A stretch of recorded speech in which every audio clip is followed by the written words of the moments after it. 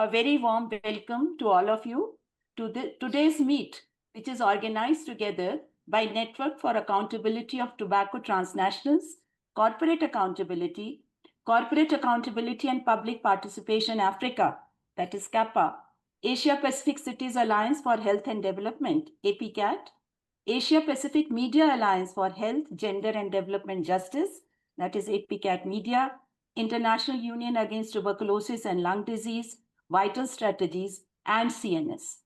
I welcome all of you who are 100% committed to ending tobacco use. However, we would like to emphasize that the main audience of today's training are journalists. Due to time constraints, we will request the journalists to type in their questions in the chat box or email us at editor@citizen-news.org, and we will follow up after the training. Also, for our journalists, please let us know wherever we can help them when you are reporting on WHO, FCTC, COP11 and MOC4 or tobacco control, corporate accountability or health and gender justice. And we would be happy to connect you to the right experts. First things first, we all need to listen up in our preferred language. So thanks to corporate accountability, this session has interpretations in Portuguese, Spanish or Espanol and English. Please select your preferred language. Thank you. For those who might wonder, what is the link between climate treaty meet and global tobacco treaty meet? You are in the right space today. Both treaties need rock-solid fireballing from industry interference and corporate greed. And both treaties need to kick industry out of the spaces. Ahead of the 30th UN Climate Conference, formerly called the 30th United Nations Framework Convention for Climate Change or UNFCCC, and the Global Tobacco Treaty Conference, formerly called the 11th Conference of the Parties to the World Health Organization Framework Convention on Tobacco Control, FCTC, or COP11, and the 4th meeting of the parties to the Protocol to Eliminate Illicit Trade in Tobacco Products, the Protocol or MOP4. We welcome you to this important media training. WHO 2025 report clearly states that tobacco industry interference remains one of the greatest threats to the adoption, implementation, and enforcement of effective life-saving tobacco control measures. WHO Director General Dr. Tedros has called upon the countries to ensure that tobacco control policies remain robust in the face of tobacco industry interference. Last week, the WHO warned the governments to stay vigilant because tobacco industry is targeting the Intergovernmental Global Tobacco Treaty negotiations next month to weaken global tobacco control measures. As we know, the WHO FCTC is the first treaty negotiated under the auspices of WHO and one of the most widely and rapidly embraced UN treaties in history. It is legally binding and is the first corporate accountability and public health treaty of the WHO. A total of 183 parties have joined the convention, which entered into force 20 years ago. Interference by big oil and other polluter industries is huge in climate treaty meetings also.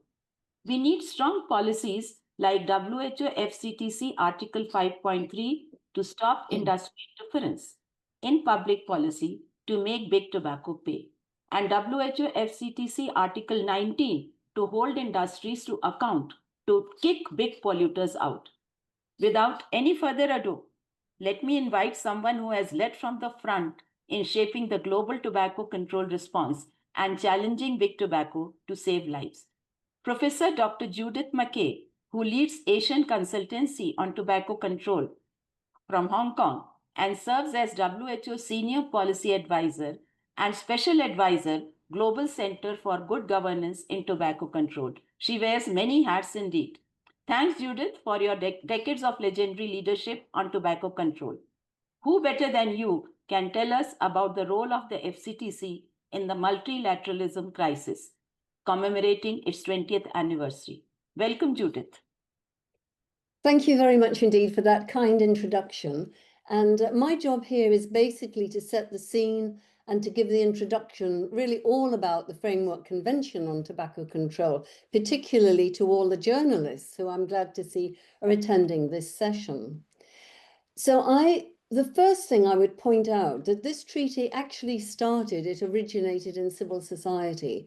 It was initiated at the 9th World Conference on Tobacco Health in Paris, France in 1994, where a resolution was passed that governments, ministers of health, WHO, act to prepare an international convention on tobacco control to be adopted by the United Nations. So it started off in civil society, but then it was a decade in the making. It went to WHO. There were many, many preparatory meetings, and it was finally adopted in 2003, and then came into force 2 years later. The protocol followed a few years after that, and then the protocol came into effect. So what do we have today with this treaty? We have 183 parties, which cover 90% of the global population. We've had 11 COP meetings, almost, because one is just coming up, and we have a protocol that's been ratified by 70 parties and 4 meetings of parties. So in about this 20-year period, we had this massive expansion and adoption of the treaty. And if you look at the global map, you can see very easily the grey countries have all ratified it. The dark orange countries are basically the ones that have neither signed nor ratified it. And the problem here, of course, is Indonesia, because of its massive population and the influence of the tobacco industry. But you can see, as Shobha said in the introduction, that its time had come. Countries embraced it faster than any other United Nations convention. So what does the Tobacco Convention actually say? It reads like a good national tobacco law with all the clauses, the legal clauses about smoke-free areas, about price, about regulation of products, packaging, the tobacco advertising bans, and so on. And what has happened in the last 20 years has been a lot of guidelines published to flesh out the treaty, and progress reports have been actually issued on a very regular basis. The protocol to eliminate illicit tobacco trade, many people were surprised that the first protocol of this treaty was actually to do with trade, and it involved customs and a sort of overseas trade and things like that, rather than something much more health orientated. But of course, the problem with illicit trade is that it floods the market with cheap cigarettes. And it's an economic argument. Children can then afford to buy it, and it bypasses all the pack warnings and the regulations. But essentially, it's to do with price sensitivity and preventing young people starting to smoke. So that's the protocol. That's it. Now, way back 20, 25 years ago, I don't think we had any idea at the time how important this clause would be. The FCTC Article 5.3, it's our sort of core thinking to many people now about the Framework Convention. And it basically talks about keeping the industry out of policy making. In public health policies, parties shall act to protect these policies from commercial and other vested interests, in other words, their allies, of the tobacco industry in accordance with national law. They have no place whatsoever on the table of forming policy. Now, if a government, for example, introduces pack warnings, of course, they have to have a meeting with the industry to say, these are our new pack warnings, this is what you have to do, it's directive, they're told what to do. But in terms of formulating policy, they are out of it. And I think the Framework Convention is actually quite unique in United Nations treaties, and there are thousands of them, hundreds of them, many of them. I think this was quite unique to have this put in. And as I said, I don't think 25 years ago we realized how critically important this would be in so many ways. I'll just deal with 1 or 2 items on the Framework Convention. Framework Convention Article 18 deals with tobacco farming. And of course, it's a misconception that farming is a lucrative cash crop and that countries depend upon it. It's labor intensive. It's got serious negative environmental, health and social impacts. It causes food insecurity because it displaces food crops And nowhere is that more obvious than in China today, that is having to import food. So developing sustainable alternatives should be at the core of government policy. And these viable alternatives exist. There was a pilot project in China, in Yunnan, which grows more tobacco. A third of all the tobacco grown in the world is grown in China. A third of all the smoking is in China. A third of all the tobacco deaths are in China. So we cannot ignore China at the core of the FCTC. But a very interesting project, a 4-year project in China, showed that when they got farmers to grow alternative crops, I don't mean building buildings and roads and things like that. They were actually still farmers, but they grew other crops. Their income over that 4-year period increased between 21 to 110%. So governments need not fear this misconception that they've got to protect the farmers and that somehow tobacco farming and tobacco growing is essential to the national economy and it's essential to farmers as well. The next slide I'll show, it seems to have got a bit stuck here. The next one. Here we go. Article 19 on liability is another really important clause. And the WHO has been instrumental in establishing legal defences in the face of a very, very aggressive industry. The Mackay Centre for Law and Cancer has been established as a knowledge hub in the FCTC for legal challenges and will help countries. And Bloomberg, in fact, has made a contributory fund towards helping trade challenges. And the Tobacco Free Kids, of course, has set up the website where if you want to know the law and the summary and the liability and all of those in any country in the world, you can just go onto the Tobacco Control Law site and you can find anything you want to know there about the legal support. And this has been a sea change from what we had before. And there's been some remarkable successes. For example, Uruguay defeated the Philip Morris in a legal challenge against its strong packaging regulations and proved that public health comes before profits. There's been many, many successes in terms of challenging the tobacco industry. We must not think that they are an undefeatable mode. They are actually what in China we would call paper tigers. And I've just made this list and you can look at it later. And then, of course, the trade challenges that I mentioned. So just to give you some idea of what a tough fight it is against the industry, Australia, when they introduced plain packaging, and it's now some years ago, 2011, successfully fought off 3 legal challenges from the tobacco industry on plain packaging. Firstly, under the Constitution, secondly, a bilateral trade agreement, and thirdly, under the World Trade Organization. And the minister, the secretary in the Department of Health at the time said, and it's a very interesting quote because it shows what we are dealing with the tobacco industry. It is fair to say that we, the Australian government, are being targeted by what can only be described as subversive and disgraceful tactics by the tobacco industry, including every available vehicle and opportunity to try and intimidate and or threaten us to withdraw the legislation. So the problem is not just the country itself, however. If you have this kind of scenario in Australia, it has a chill effect on other countries who might want to reduce plain packaging.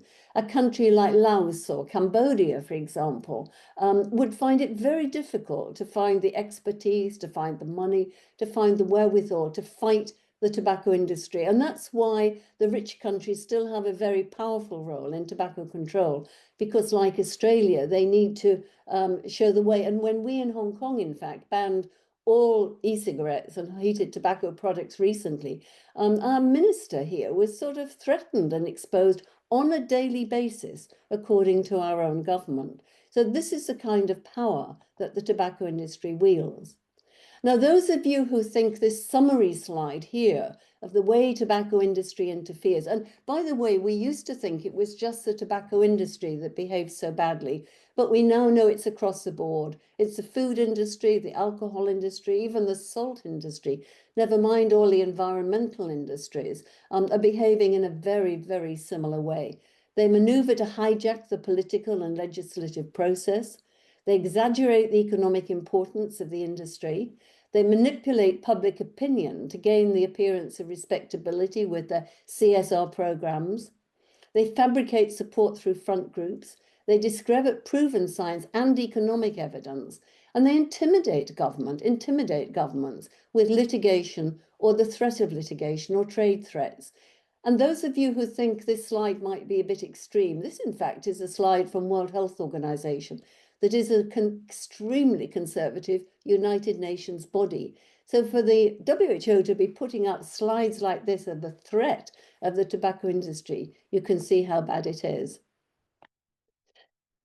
With the last COP in Panama last year, they attacked World Health Organization. They attacked the Framework Convention. They said that World Health Organization was not fit for purpose. It was a threat to global health.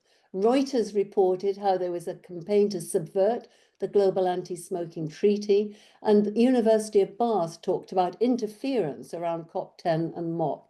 So they are ever present in all sorts of ways, trying to, even on the spot, even at the scene of COP, to try and influence it. And we can certainly come on to that later.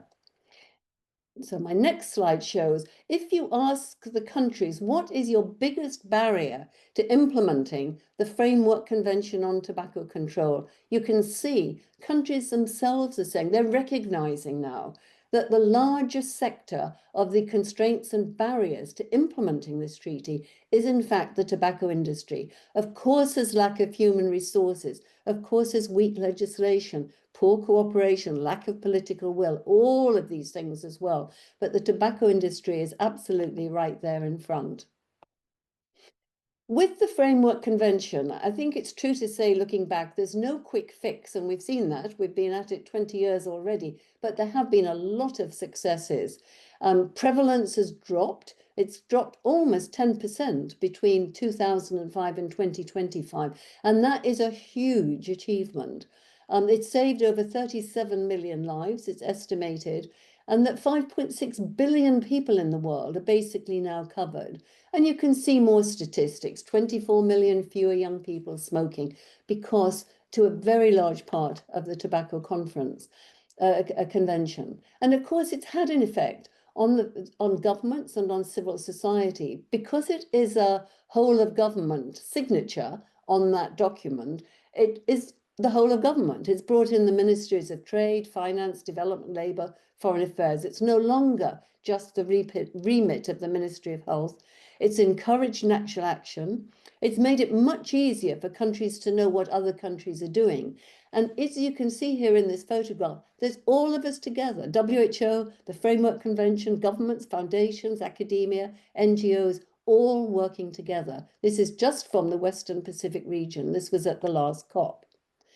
So my last but one slide shows that there's still a long way to go. And you can see in 2024, which are the latest data, that the grey at the top is where virtually nothing has been done. The dark blue at the bottom is where they've done really well. And you can see there's big gaps all along, whether it's monitoring, smoke-free areas, cessation, pack warnings, taxation. So we still have got a long way to go with this treaty, but it's on the way. And my final slide is just to say our future. It really requires political will to start with by the governments, and a call on parties that haven't ratified it to ratify it, for those that have ratified it to implement it, especially Article 5.3 and especially the tax article, because we know that has more impact, on prevalence rates than anything else. Let me just try and get my last slide back up again. And if all countries were to fully implement the convention today, then the nicotine cigarette use would halve. And this will only be achieved at the end of the day if governments tackle the tobacco industry. That's the end of the day. But at the beginning of the day, we have to raise this issue of the tobacco industry. And it's not easy for governments to do something as political and economic as that, whether they are commercial companies or the national monopolies. So at the beginning of the day, it's the journalists. It's actually the journalists and civil society and academia that have to raise the points that I've just made. Thank you very much. Thank you. That's the end of my presentation. Thank you very much. Yes, the fight is long, but we shall overcome someday. I hope so. I now invite Rayyan Sabet-Parry from the Secretariat of World Health Organization Framework Convention on Tobacco Control, or WHO FCTC, to let us know the key media moments at the upcoming COP11 FCTC. Over to you, Rayyan. Thank you very much, Shobha, and hello, colleagues. It's a pleasure to be here speaking with you on behalf of the Secretariat. Firstly, thank you very much to all of the partners that Shobha mentioned for organizing this important workshop today. And it's wonderful to see so many journalists joining us today. I'll be very brief. Firstly, my name is Rayyan Sabet-Parry. I work with the Secretariat of the WHO FCTC, and I'm happy to share with you what some of those key media moments will be during the COP and the MOP as well. I'll briefly mention the MOP. Let me mention three things, if I may. Firstly, that the media registration to attend the COP and the MOP in person is still open at the moment. If you do follow the links that my colleague will provide on the chat shortly, you will be able to still register for the COP and the MOP in person. Please note that registration closes on the 3rd of November, and we've already seen excellent pickup by the media and registration from the media and interest to attend both the COP and the MOP in person, which is extremely important. Now, if you can't be there in person, of course, we know that it's happening in Geneva, Switzerland. Worry not. Of course, there are many opportunities to follow the COP and the MOP online. Many of the sessions of the COP and the MOP will be live streamed on the WHO FCTC website. And of course, you will be able to follow a number of crucial media moments as well, which I'll come to as well, which we hope you will be able to join. Please note that we're going to have 3 press conferences actually in the lead up to COP and MOP, which of course are exclusively for journalists. These will be virtual press conferences which journalists can join online and of course ask questions. And interpretation, of course, will be provided in 6 UN languages. So that's English, Spanish, French, Arabic, Russian, and Chinese. Now, in order to hear more about the dates of those press conferences, please do sign up to receive media alerts from the WHO FCTC. That's important and very crucial because we will be posting the Zoom links to those press conferences in the days leading up to those virtual press briefings. In terms of speakers, it will be officials from the Secretariat of the WHO FCTC who will be speaking. And of course, I'm speaking to a room of journalists here. It's important to say we hope to see many of you there as well. Our opening COP and MOP press conference will be on Thursday, the 13th of November at 1500 hours CET. That's Geneva time. And of course, once again, there will be many opportunities to ask questions of officials from the Secretariat of the WHO FCTC there as well. We will also have a closing press conference on Saturday, the 22nd of November at 1400 hours Geneva time, where once again, there will be an opportunity to hear from officials from the Secretariat itself and of course ask questions based on the proceedings of the COP as well. And we can't forget MOP as well, of course, that has been mentioned as well. We will have a closing MOP press conference as well on Wednesday, the 26th of November at 17:30. That's 5:30 CET. Worry not, that's a lot of dates and times that we're presenting to you, of course, but if you do follow those links that my colleague provided, you will be able to see many of the information there as well. And like I said, it's extremely important. Please do sign up to receive our media alerts as well in terms of key media moments. Now, if you go onto the WHO FCTC website, you'll find many resources on the COP and MOP pages. I think of particular interest to journalists will be, well, what is going to be discussed as well. Of course, you will see that the provisional agenda of the COP has been posted on the page of the COP, and you can go there to see what some of those key moments to be discussed will be as well. And of course, journalists will of course have many follow-up questions and issues that they would like to raise themselves, or media requests or interview requests as well, please do get in touch with us directly on mediafctc@who.int. I'll repeat that again. It's mediafctc@who.int. Lastly, let me just say we hope that many of you journalists will be able to join us in person and online for these press conferences, and of course follow the proceedings of the COP and the MOP as well. And we look forward to seeing many of you there as well. Thank you so much to Shobha and colleagues. And Shobha, back to you. Thank you. Thank you, Ryan. Thank you for the very lucid update. Let us now see how tobacco industry is jeopardizing efforts of Nepal government in implementing life-saving FCTC provisions. Shobha, sorry. Yes. I'm very sorry. Just like to announce that the interpretation is working now. Okay. So those who want to listen in Portuguese, please select English channel. Mm. And those who want to listen in English, please select Portuguese channel. Sorry for this confusion. So if you want to listen in Portuguese, select English channel. And if you want to listen in English, select Portuguese channel. And if you want to listen in Espanol or Spanish, select Spanish channel. Sorry for the interruption. Thanks. Thank you, Bobby. So we will now listen to Dr. Tara Singh Bam, Asia Pacific Director, Tobacco Control, Vital Strategies, Vice Chair, Tobacco Control Section, the Union, Board Directors, Asia Pacific Cities Alliance for Health and Development. Over to you, Tara. Also, I would request our speakers to please stick to their time schedule so that everyone gets a fair share of the time allotted to them.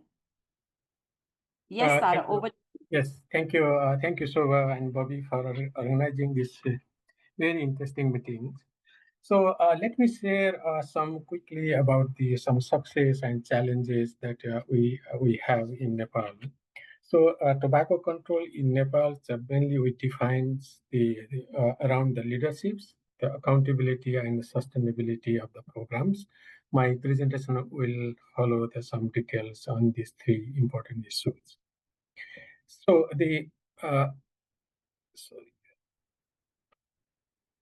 So in Nepal, just if you look at the health and economic impact, it's a huge. Over about 25,000 people die each year because of the tobacco use, and also about 4,000 people die because of the second-hand exposure. So this is something unacceptable. You know, the scenario that we have in Nepal. So we have to now ask ourselves, so take this responsibility for these preventable deaths. I think the answer, we don't know. Whether it's we as a civil society or we as a media or we as a governments or who should take this responsibility. I think the answer is there is a shared responsibilities. And everybody can play a role, whether it's a big or small, it doesn't matter. So therefore, the today's media, in a briefing, would be really the essentials and the important to highlight the key roles of each and every one.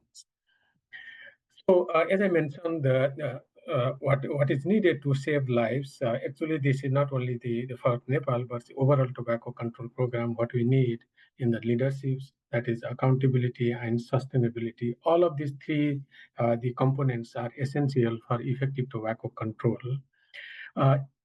We know the strong tobacco control leadership ensures political commitments at the national and subnational level, even the global level. It ensures the multi-sectoral coordinations and also prevent the industry interference. And when we have the accountability, the first thing that we ask ourselves, what do we mean by the accountability? In tobacco control, we say the government needs to completely prevent the industry influence and also completely ban any type of donations, the sponsorship from the tobacco industries. And governments should also take key roles in collaboration with the civil society, media, and other many academics to ensure the tobacco control policies and programs in line with the WHO, the FCTC, as just Professor Judith Mackay highlighted already. So what we need, we also need the sustainability. It's not only about the policies and program, and sustainability of those programs is very critical to ensure that we offer the high level of impact at the population levels. And over the times, we need to also strengthen the tobacco control policies and programs with the support of the evidence and the policy best practices. So it's quickly the tobacco control journey in Nepal, how we translate the government's, the leadership or the commitments into actions. So just quickly summarize, the Nepal has ratified the WHO FCTC, signed WHO FCT in 2003, and it has been ratified in 2006. That is the government's global commitments to ensure that the government is committed to implement the tobacco control. But as earlier, the Professor Judith had also highlighted, one of the things in every country that the key challenge is the tobacco industry interference and their lobbying. So because of the industry lobbyings, the Nepal has delayed the adoption of the comprehensive tobacco control law. However, in 2009, the first time the government has signed the WHO, the tobacco control regulations. Actually, that is it's not in line with the WHO FCTC, but that was the first the time that the government has signed the regulation. And then in 2010, government has enacted the comprehensive tobacco control law with a larger graphic health warning, that is 75%. That was the largest at that time, and complete ban of tobacco advertising, and ensures the tobacco control committee with the health fund. So in 2011, the government ensured the implementation regulation of 75% pictorial health warning. And then over the time, in 2015, the government has strengthened the regulation by increasing the size of pictorial health warning from 75 to 90%. And also at the same time, the governments also banned the e-cigarettes and other vape products as well, including the donation partnerships and the CSR from the industries. In 2016, there was also further, the improvements in the tobacco control law that also banned the single stick of tobacco in Nepal. So, recently, in early this year, in 2025, so the government, especially the Ministry of Health, has increased the size of pictorial health warning to 100%. I think this is the one way to really kick out the industry out of from the community. That's by action.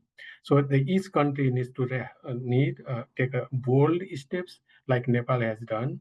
So the 100% pictorial health warning, both sides of the pack is something remarkable achievements.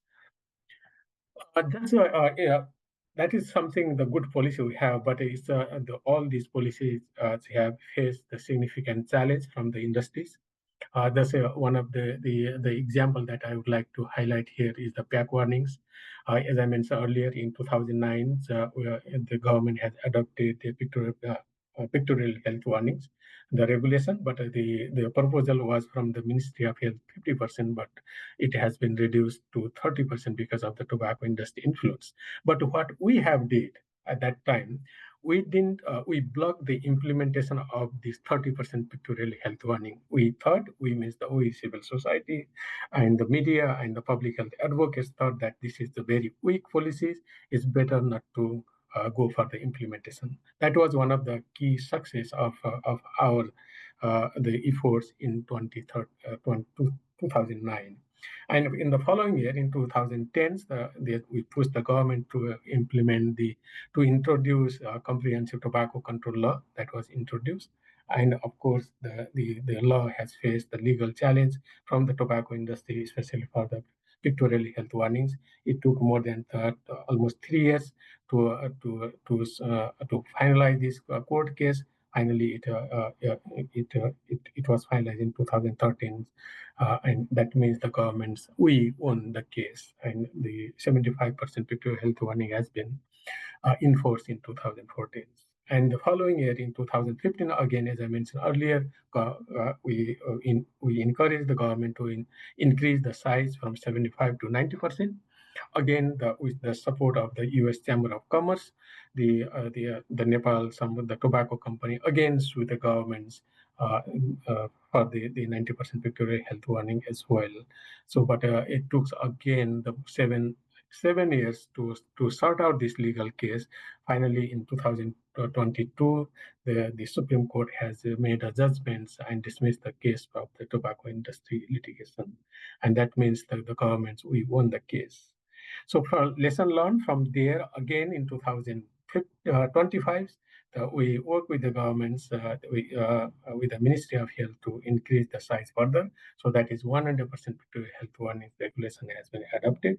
The original, as per the regulation, it has to be, implemented from the August 1 this year, but due to the tobacco industry lawsuits, it still is pending.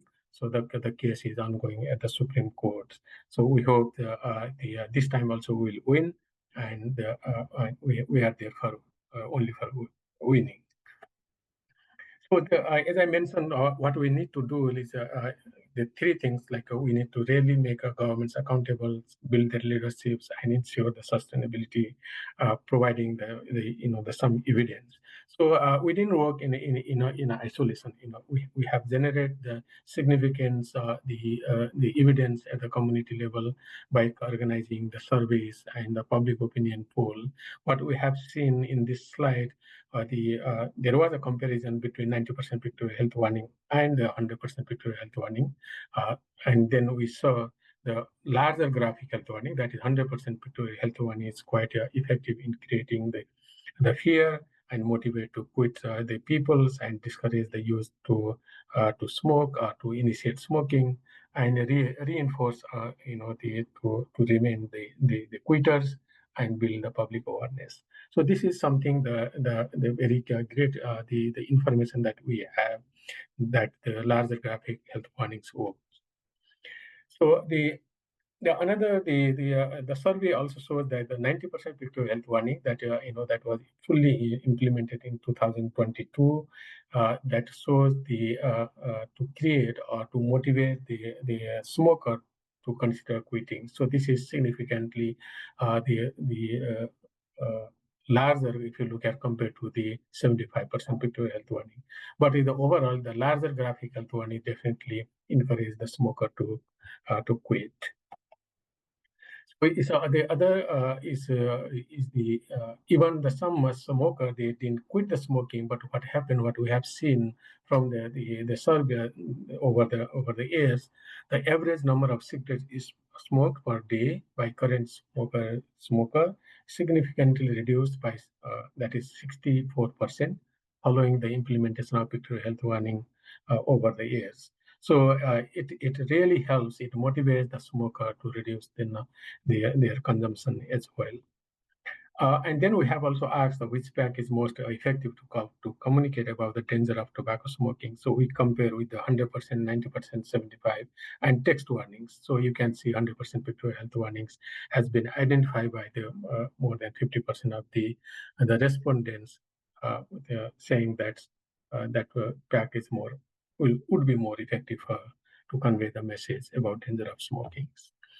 So what we have learned, how can we really sustain and the leadership, sustain the accountability of the governments? So these are some of the lessons that we have learned from Nepal. One, definitely we need to sustain the political will by working with the whole of governments, the departments, and we need to build the trust, providing the evidence and the information. And then we need to have very strong legal capacities and the technical capacity available at the country levels and available within the ministries and within the civil societies, the sectors. That is really key for the tobacco control programs. So we need to really have a very solid team, not only the governments, but that should include the media and the civil society.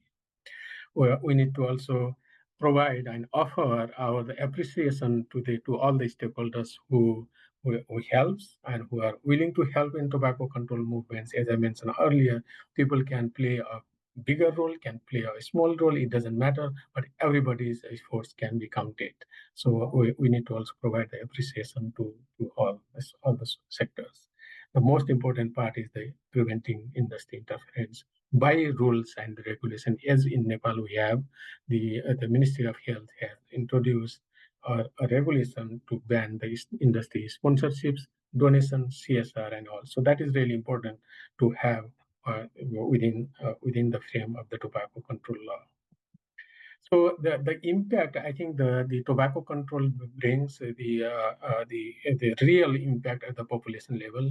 So as per the WHO, you can see Nepal is expected to achieve around 41.7%, the relative reduction of tobacco use by this year. So it means our tobacco control efforts in Nepal is working, and whatever we are doing as a team there, that is remarkable, and that shows we are on the right track. But what is next? The next is, again, together we have to really ensure the leadership and sustain it, and build the accountability of the governments and the non-government sectors for tobacco control programs. So finally, I would like to say tobacco control is a winning battle, it's a winning journey, and it saves lives. And the Nepal bold and out-of-box the approach. When I say the out-of-box approach, it is we tried and we succeed actually to go for the 100% pictorial health warning. We are very much sure that we will win the litigation, definitely. And then the key approach that we have done, over the time we strengthen the tobacco control law, especially the health warnings on tobacco packs. We also ban the harmful products, that is e-cigarettes and vapes. But there are some the issues about the enforcement, but we have a good law there. And preventing industry influence is a really important, and even industry trying to misguide the governments, misguide the people, they misguide the scientific evidence. But we are trying our best to overcome those challenges. Therefore, by doing all this, the Nepal's leaderships, and also building accountability and commitment for public health program is always there, and we are committed for that. Thank you. Over to you, Shubha. Thank you, Dr. Bang, for sharing Nepal's example in fighting against the tobacco industry and for putting in place tobacco control measures. Perfect stage to segue into the next part of today's training, where we will get to understand the importance of accountability agenda at the upcoming COP11, that is the 11th conference of the parties to the WHO FCTC. I now invite Monica Andreas, Executive Director of ACT Promoção de Saúde Brazil. Thank you, Monica, for joining us. Can you please enlighten us on FCTC Article 18 on the environment? Over to you. Thank you, Shobha. Agradeço pela oportunidade de participar desse webinar. Vou utilizar também da tradução em português disponível, que é algo que a gente não vê com muita facilidade, então gostaria também de agradecer por poder falar na própria língua aqui em relação ao tema do artigo 18 e a Convenção Quadro para o Controle do Tabaco. Então, eu estou agora compartilhando a minha tela e eu vou contar um pouquinho a respeito também do trabalho da ACT Promoção da Saúde, que é uma organização não governamental criada há 18 anos no Brasil, justamente para apoiar a implementação da Convenção Quadro para o Controle do Tabaco no país, e também fortalecer o papel da sociedade civil na promoção de políticas públicas. Então, a nossa missão é promover ambientes saudáveis e sustentáveis para a prevenção dos fatores de risco para as doenças crônicas não transmissíveis, tá? Então, iniciamos com o controle do tabaco, hoje trabalhamos também com outros fatores de risco para as doenças crônicas não transmissíveis. Nós trabalhamos também em rede, então temos representação nas 5 regiões do país, E aqui o Brasil tem um histórico de adoção de políticas de controle do tabaco que levou a uma progressiva redução da prevalência do tabagismo no país. Porém, nos últimos anos, temos observado uma certa estagnação e um risco, inclusive, de aumento pela falta de continuidade de adoção de medidas mais significativas para o controle do tabaco no país. Então, nós permanecemos atuando, permanecemos lutando para que a gente tenha a implementação plena das medidas da Convenção Quadro e também do Protocolo para eliminação do comércio ilícito de produtos de tabaco. Aqui a gente tem o Brasil como um país que, ao mesmo tempo, conseguiu avançar bastante nas políticas de controle do tabaco, porém ainda é um país produtor, o maior exportador de folhas de fumo do mundo. Aqui nós vemos uma notícia falando que a gente ainda deve alcançar recorde na produção de tabaco neste ano de 2025. Então, é um país que convive com esses dois fatores, né? Tanto a produção de fumo quanto as medidas de controle do tabaco. Então, nós temos ainda um impacto no país em torno de 173 mil mortes associadas ao tabagismo e um custo em torno de 153 bilhões de reais ao ano. E segundo uma pesquisa publicada recentemente pelo Instituto Nacional do Câncer, para cada R$ 1 de lucro da indústria do tabaco, o Brasil gasta R$ 5 no tratamento de doenças causadas pelo tabagismo. Então, é um problema ainda significativo, mesmo que a gente tenha tido conquistas ao longo dos anos. Nós temos, em termos de impacto de custo, também uma arrecadação em torno de 8 bilhões, então vejam que é uma diferença muito grande entre o que se gasta e o que se arrecada com tabaco no país. E nós consideramos que tanto os produtos de tabaco como álcool e ultraprocessados são produtos que têm um impacto duplo, ou seja, eles causam problemas e causam mal à saúde e também ao meio ambiente. Então, nós temos tentado transmitir essa mensagem, disseminar essa mensagem, promovendo com isso a prevenção e o desestímulo ao consumo de produtos nocivos. Então, nós temos feito, por exemplo, campanhas que abordam este tema, de que são produtos nocivos que causam esse impacto duplo na saúde e no meio ambiente. Nós temos aqui relatórios mostrando que os principais poluidores plásticos no mundo são companhias como, por exemplo, a Coca-Cola, a Nestlé, a Unilever, a Pepsi e também as companhias de cigarro, como a Altria e a British American Tobacco. Então, nós fizemos esta campanha, que eu ilustro aqui através de algumas imagens, mostrando que são indústrias que podem ser gigantes, mas não são maiores que o planeta. E é preciso que a gente, então, se conscientize a respeito da importância das medidas, tanto de controle de tabaco, quanto do álcool e de ultraprocessados, para que a gente tenha um melhor impacto, seja na saúde da população, seja também no meio ambiente. Então, uma das peças da campanha diz, por exemplo, se você não tem dinheiro para se mudar para Marte, essa mensagem é para você, porque se trata disso, né? Quer dizer, é um impacto ambiental muito grande no nosso planeta e nós não temos opção, nós temos que enfrentar esse problema. Também temos realizado diversas ações relacionadas à discussão dos resíduos, né, ou das bitucas de cigarro, que são a maior parte do lixo em praias brasileiras, por exemplo. Então, temos desenvolvido estudos em conjunto com especialistas, temos desenvolvido mobilização, então, através de concurso de fotografias, através de ações realizadas em lugares emblemáticos do país, como a Praia de Copacabana, que fazemos ações de mobilização ali também, né, para a questão do plástico, né, chamando atenção para o acúmulo do plástico, tanto através das bitucas, né, que acabam se tornando microplásticos, como através dos outros produtos, embalagens de produtos, por exemplo, de alimentos ou de bebidas.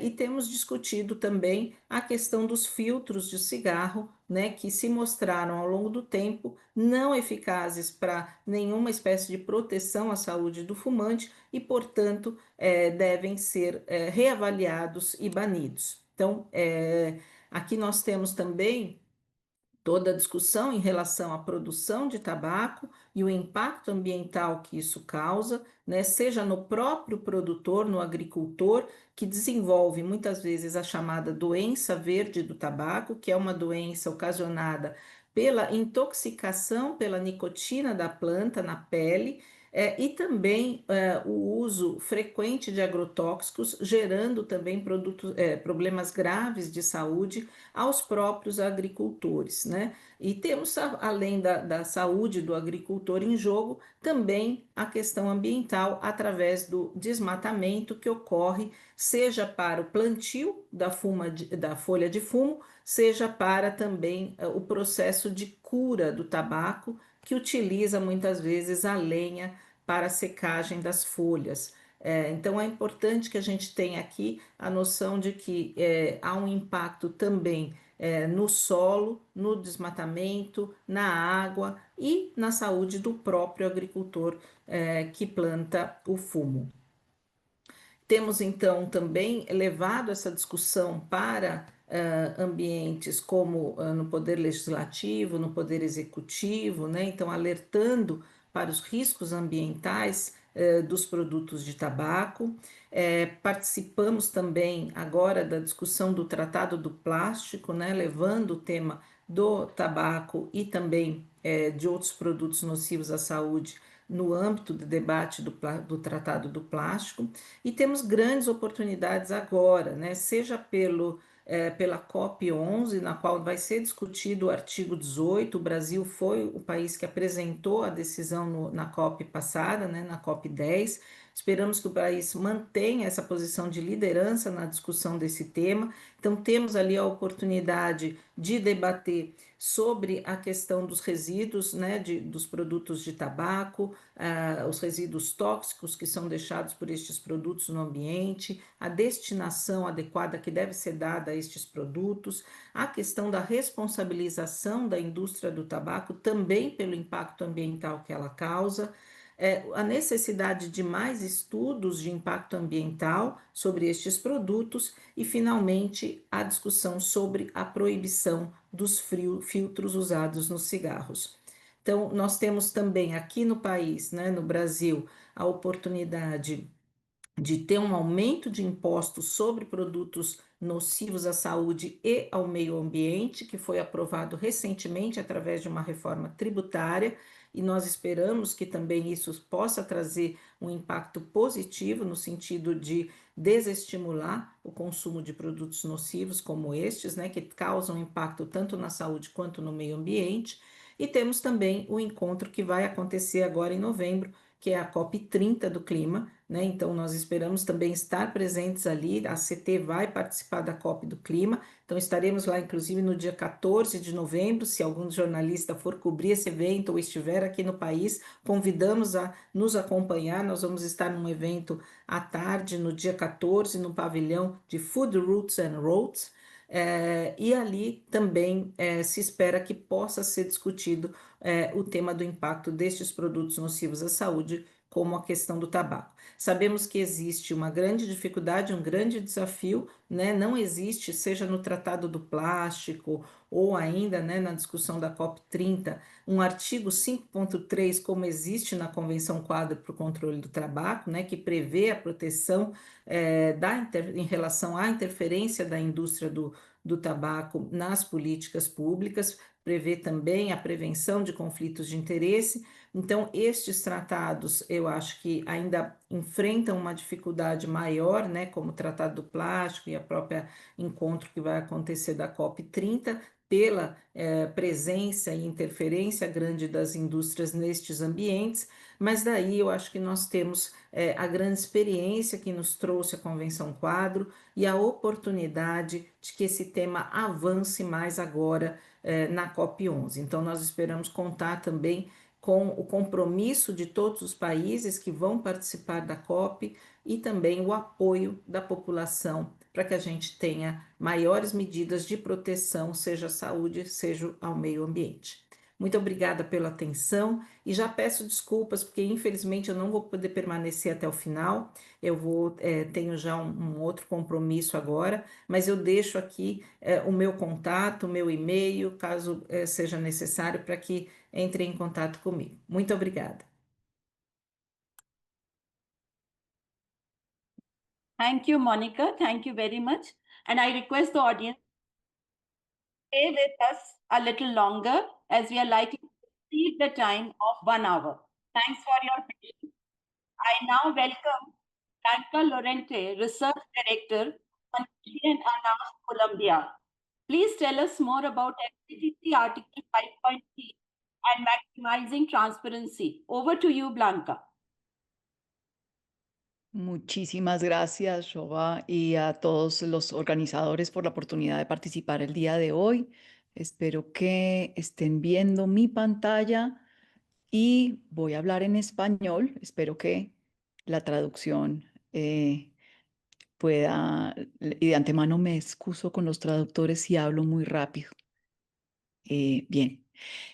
Voy a ser muy breve porque creo que hemos tenido una mañana con presentaciones realmente muy ricas en información y simplemente quiero dejarlos con 4 mensajes centrales. El primero, creo que es importante tener muy presente de parte de los periodistas la importancia que tiene el reconocimiento del conflicto irreconciliable entre los intereses comerciales de la industria y los objetivos de salud pública, los objetivos de la promoción de un desarrollo sostenible que tenemos como comunidades y como naciones. Esto es el centro de la columna vertebral del convenio marco y es un aspecto indispensable para su implementación. Y esa es la segunda idea con la que los quiero dejar.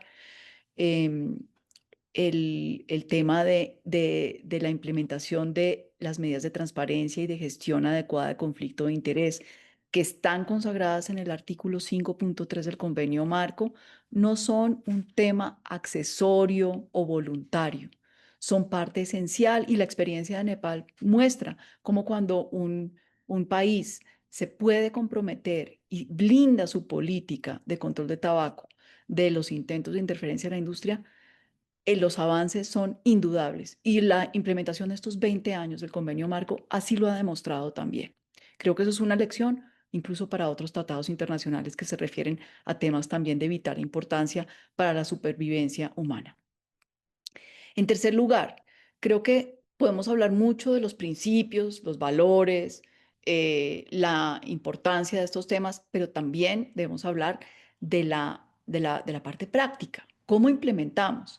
Y en el contexto de la conferencia de las partes y de la reunión de las partes en el caso del protocolo para la eliminación del comercio ilícito, ambos han acogido una decisión muy importante que habla de la declaración de interés.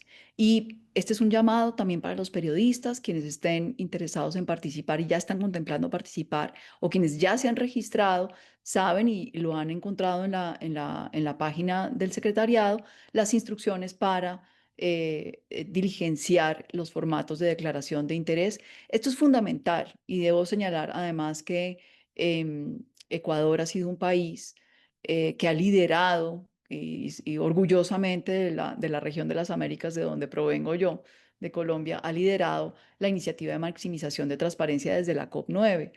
Y esta iniciativa de maximización de transparencia es algo que debemos acoger e implementar tanto los gobiernos en sus delegaciones como todos los demás participantes en estos escenarios. Entonces, antes en la parte preparatoria de la conferencia de las partes, el diligenciamiento de las declaraciones de interés, con cuidado y con atención a hacer la debida diligencia para identificar apropiadamente los conflictos y poderlos gestionar oportunamente.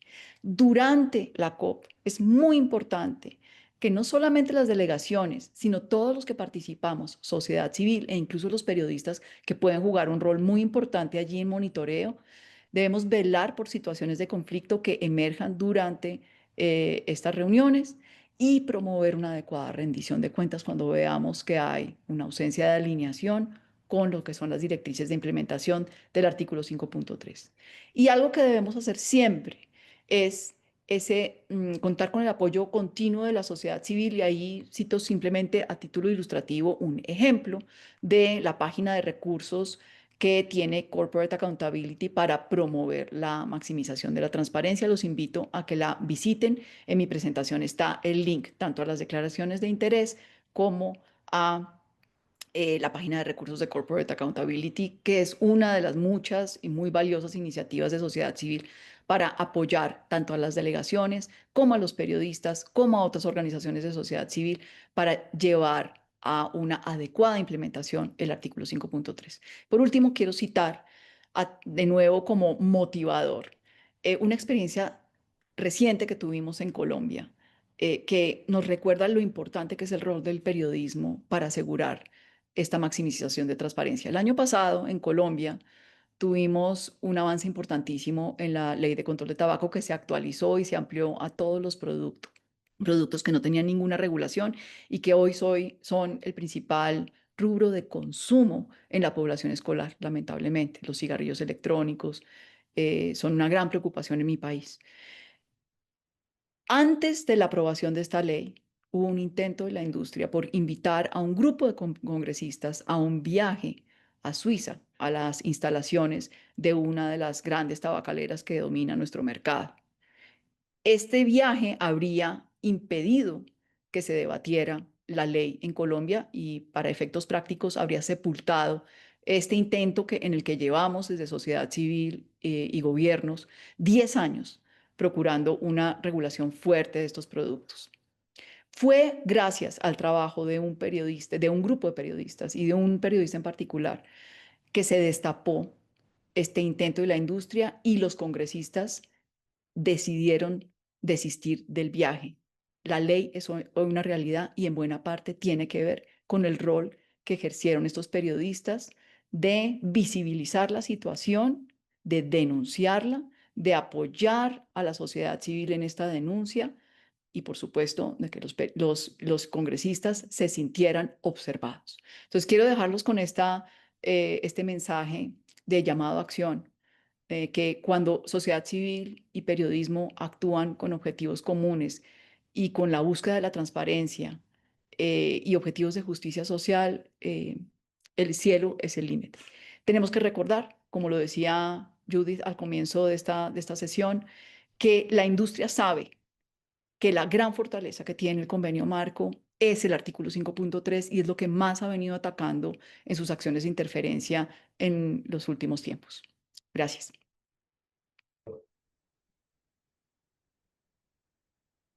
Thank you, Blanca, for helping us understand Article 5.2 of FCTC.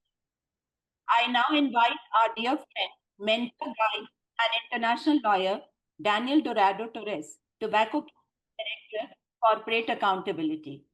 Hola, Daniel. Please tell us about FCTC Article 19 on liability of tobacco industry and how it helps advance the accountability agenda. Over to you, Daniel. Thank you so much, Shoa, and thanks everyone for being here with us today. Since I'm figuring that probably when if I change to Spanish, this may cause some issues with interpretation. I will keep my presentation in English just to continue with the flow of the training. And I will also try to keep it brief because we want to respect everyone's time. I have the challenge to synthesize what is going on with Article 19 of the Global Tobacco Treaty, or the liability provision. And this is not something minor, since 20 years ago, as our dear colleague, Professor Judith Mackay mentioned, this Global Tobacco Treaty was a visionary treaty. Not only includes Article 5.3 or the conflict of interest provision, as Blanca already flagged. It also includes a remarkable provision that encourages the countries that are part of this international treaty to use the liability legislation at the national level, either civil, criminal, administrative, or other forms of liability to hold accountable the tobacco industry. I'm sharing these images here because probably many of you are familiar with the oath of the top executives of the major tobacco corporations back in 1994, where they swore under the US Congress that their products do not cause any harm, and they continue operating without any consequences to the harms they were causing to health, to the planet, and all the damages that now today they continue causing.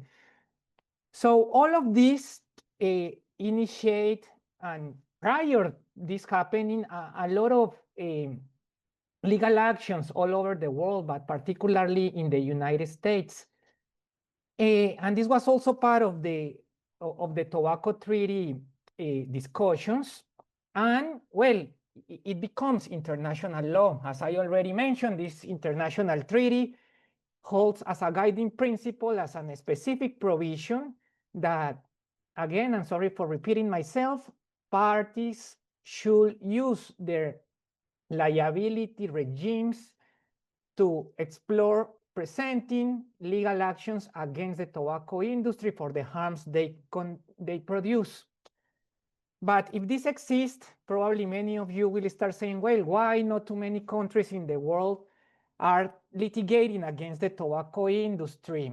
Well, 20 years of this international instrument could seem a lot of time, but when talking about litigation, has some challenges that I have tried to synthesize through these images in the screen, because all the governments that are part of the tobacco treaty have been aware of the need of developing several tools so that they can have the guidance and be able to translate what has been adopted at the international level to the national level and maintain the momentum to use their legal tools against the tobacco industry.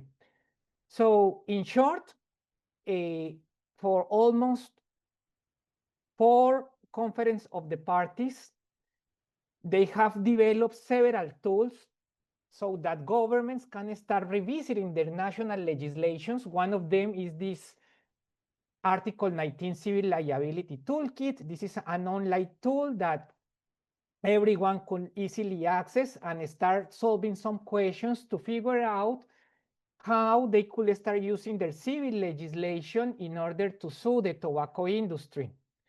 Also, the Secretariat has pulled up together an expert database for Article 19 that basically provides a consultation source for any government that is part of the Global Tobacco Treaty to receive some guidance or to be able to answer some questions in case they need it through experts all over the world that have been involved in the liability issue.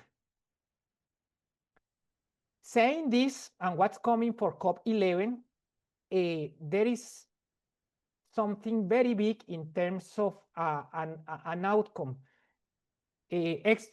Experts were invited to produce a report that is expected to be adopted in a couple of weeks in the discussions. Of course, this needs to be discussed by governments, this needs to be analyzed, but this report provides more than 30 recommendations on how governments could use or extend their civil, criminal, administrative, human rights, and other forms of liability to challenge tobacco industry abuses. The momentum is growing. Here I just want to bring, and I will share in the chart shortly, a recent story from the examination, who I feel distills and makes a really good synthesis on what has been going on around liability for the past years. I strongly invite everyone here to familiarize with the article, amplify it as possible. Also, the recent conference on on tobacco control that took place in Dublin adopted a strong declaration on the need to advance liability. And to conclude, well, there are also other resources. Corporate accountability has been coordinating a campaign in joint with several allies that it's called Make Big Tobacco Pay. It brings a lot of resources for all of you. We were also going to make this available. Administrative liability is gaining momentum. And of course, my closing remark will be why it is important to address liability. And as for former belated President Tabaré Vázquez from Uruguay mentioned, in the world, 8 million people die each year from tobacco smoking. This is a mass murder. So I feel that this quote definitely addresses strongly the need of advancing liability. I remain very attentive for the follow-ups, and thanks for the invitation to speak here. Back to you, Shobha. Thank you, Daniel, for spotlighting Article 19 of WHO FCTC on liability. Friends, we have learnt about how FCTC Articles 5.3, 19 and 18 are foundational steps for advancing accountability in Global Tobacco Treaty. Now let us move forward to connecting the dots between COP11 to FCTC and COP30 of UNFCCC. I would request the speakers to please keep their presentations short, sweet and crisp. I now invite noted End Tobacco advocate Akinbode Matthew Olubafemi, whom we fondly call Bode. He serves as Executive Director of Corporate Accountability and Public Participation Africa in Nigeria. Over to you, Bode. Well, thanks so much, Shoba. I'm going to keep it short. Somehow Zoom confused me about the time. It's really showing me 7 p.m. Nigerian time. So my apology, I don't have a slide. So I'm speaking because of my time strictly to the connection between COP11 and COP30. COP11 on FCTC and the UNFCCC COP30 on climate. What I would just like to let us understand is that these two COPs are about corporations, that their products, their conduct, and people and planet. Now, for tobacco is the fact that smoking causes death. If you smoke cigarettes, you're going to die. And cultivation of tobacco also harms the planet. Of course, we know the drivers of climate change, the big fossil fuel companies, the big agro companies, and the rest of them that are causing climate change, that are, again, impacting on public health. But one thing that is very clear, that as governments around the world move to regulate and rein in this corporation, they seem to share similar strategies. So while the UNFCCC is to rein in, originally to rein in climate companies driving climate change, the FCTC is to rein in tobacco companies causing deaths and diseases. They share strategies in terms of they do everything to avoid liability, which Daniel spoke about. They do everything to frustrate these conventions from being very strong to be able to address their spirit and the original objectives. Now, most importantly is that they conduct two things that I think should be of interest to journalists. Hopefully my colleague Rachel Rose will speak to that in terms of they infiltrate these processes in order to undermine them. So you think you are going to Geneva for negotiation with government, but you have huge numbers of tobacco industry sitting at the table, either by proxy or by direct representation. Same thing is happening over and over at COP, at the climate COP. Now, second thing I'd like to speak about is that it's also about strategy, which is that they try to confuse the language of efficacy, the language of regulation, what can bring the result. For the Framework Convention on Tobacco Control, if you've been digging into the media recently, the most, what you see the most is articles about harm reduction. not about how FCTC can rein in the tobacco industry. They do know that harm reduction products do not slow down smoking rates. Similarly, you've seen languages like net zero rather than raise zero in climate change. And these are things that journalists need to be extremely sensitive to in terms of looking at advocacy like making big polluters pay, which we're running, in which we're bringing communities, activists, organizations around the world to be able to raise the flag so that we can demand accountability from big polluters around the world. We should be able to get them to pay for their historical, current, and future liabilities. Same thing is the network for the Accountability of Tobacco Transnationals, and that we should be able to project, we should be able to expose the lies of some of these tactics that they are using to slow down the process. I could show back comment up. Thank you once again. My apologies for doing this from Mackay. No. Thank you, Bode. Thank you very much. Now let us listen to Rachel Rose Jackson, Director, Climate Research and Policy, Corporate Accountability, United States, and Kick Big Polluters Out Coalition. Welcome, Rachel. Thank you so much for having me, and thank you to my colleagues and speakers and to all of you for joining today. I'm going to try to round us out to add to what Bode was so eloquently sharing. We're having two COPs happening back to back, a tobacco COP, which we've heard a lot about today, as well as the climate COP happening, I think, just before and coinciding with the two COPs. And it's quite interesting and very important that we not see these two COPs and these issues of public health and tobacco control on one hand and climate policy on the other hand as completely separate from each other, because in fact, they are deeply intertwined. The systems and the actors and the corporations that lead to or block action to address both of these climate or environmental, public health, and systemic crises are the same types of actors that we're seeing. They're using the same toolbook or the same strategies in both multilateral spaces in order to distract and block progress. And also importantly, the solutions to advancing accountability and liability are the same, like we've heard from so many others today.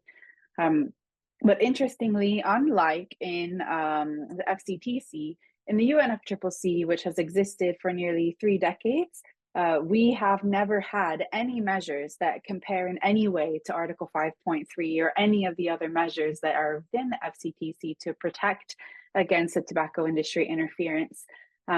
So from its very conception, big polluters, whether the fossil fuel industry or industrial agriculture, have been deeply embedded in the development of the UNFCCC Climate Action Treaty. And for this very reason, the UNFCCC has failed entirely to galvanize the global action we urgently need to address the climate crisis for 3 decades, for as long as it's existed. And we don't have to wonder why. You know, we know who is to blame for the climate crisis, just like we know who is to blame for the public health crisis caused by tobacco.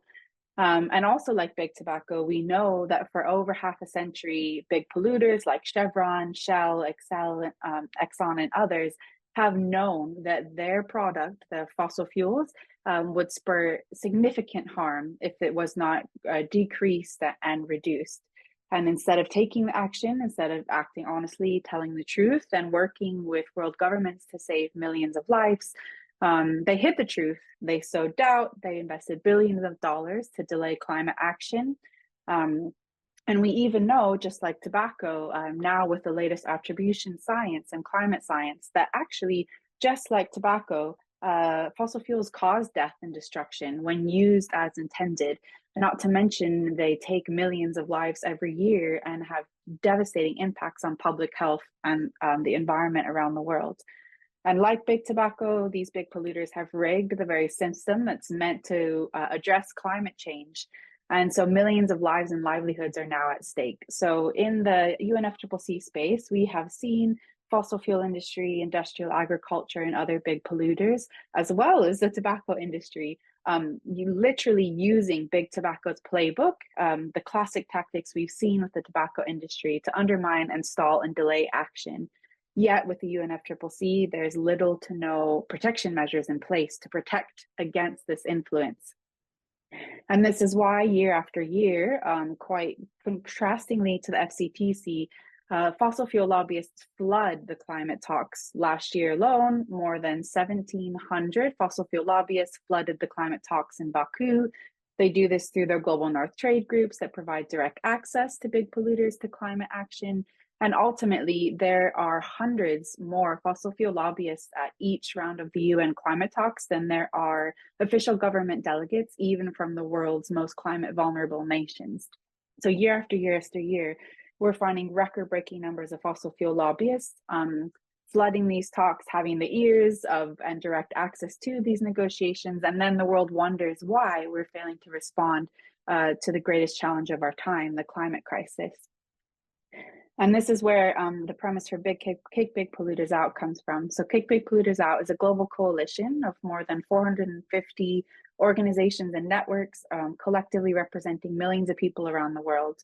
And for over a decade, inspired by many of you who've been advocating for accountability and liability within the FCTC, we have been campaigning and arguing for similar measures and strong measures of global of liability, of global governance, and of accountability in the climate treaty space. So we're demanding an end to the ability of big polluters to write the rules of climate action. No more corporate sponsorship. Year after year, we see some of the world's largest polluters literally bankrolling these climate talks. And it's no wonder that meaningful action and science-backed action and evidence-based action is failing to come out of these talks every year. And we're demanding a reset of the system that centers the people and the communities who are most impacted by the climate crisis, who are most impacted by corporate impunity, so that the system works and delivers the real solutions that Indigenous peoples, frontline communities, and others around the world have at the ready, but that are being systematically blocked by the influence and the underhanded power of the fossil fuel industry. And due to these years of campaigning by the Kick Big Polluters Out Coalition, this year, for the first year, and again inspired by Article 5.3 in the FCTC, for the very first time, there are the beginnings of measures of transparency that after 3 decades are being instituted in the UNFCCC space.